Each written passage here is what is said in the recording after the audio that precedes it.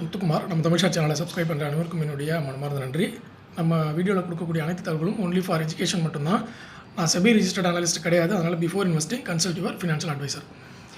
இப்போ இன்றைக்கி ஐபிஓ டேட்டாவை பொறுத்தளவில் சிபி ப்ளஸ் அப்படின்ற அந்த கம்பெனி, அதாவது ஆதித்யா இன்ஃபோடெக்னு உங்களுக்கு லிஸ்ட்டில் வந்திருக்கும். அந்த கம்பெனி இன்றைக்கி கிட்டத்தட்ட 50% ஏற்றம் கொடுத்துருக்கு. ஐபிஓ ப்ரைஸ் ஐபிஓ அப்ளை பண்ணவங்களுக்கு 50% வரைக்கும் இன்றைக்கி மார்னிங்கே லாபம் கொடுத்துருச்சு.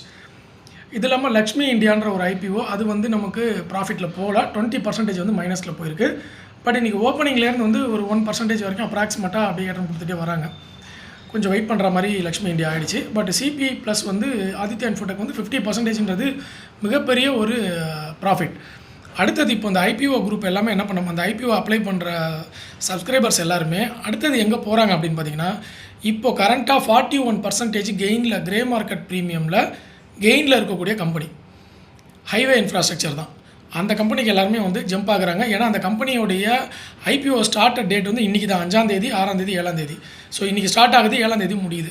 அதனால் என்ன பண்ணுறாங்கன்னா, அதுலேயும் 41% கிரே மார்க்கெட் ப்ரீமியம் இருக்குன்னா விடவே மாட்டாங்க.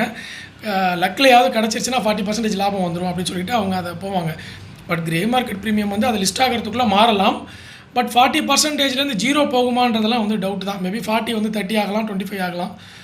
மேக்ஸிமம் ஹைவே இன்ஃப்ராஸ்ட்ரக்சரை பொறுத்தவரை இந்தியாவில் நல்ல க்ரோத் இருக்கிறனால எக்ஸ்பெக்டேஷன் இன்னும் அதிகமாக போகும் அப்படின்ற மாதிரி தான் ஒரு எதிர்பார்ப்பு இருக்குது. அதனால் இந்த ஐபிஓ யார் யாருக்கெல்லாம் கிடச்சிருக்கு, யார் யாரெல்லாம் இன்றைக்கி லாபம் பார்த்தீங்க இந்த ஆதித்யா இன்ஃபோடெக் ஐபிஓ, அந்த தகவலை கமெண்ட்டில் பதிவு பண்ணுங்கள். நான் அப்ளை பண்ணலை. ஹைவே இன்ஃப்ராஸ்ட்ரக்சர் அப்ளை பண்ணலாமான்னு யோசிச்சுட்ருக்கேன்.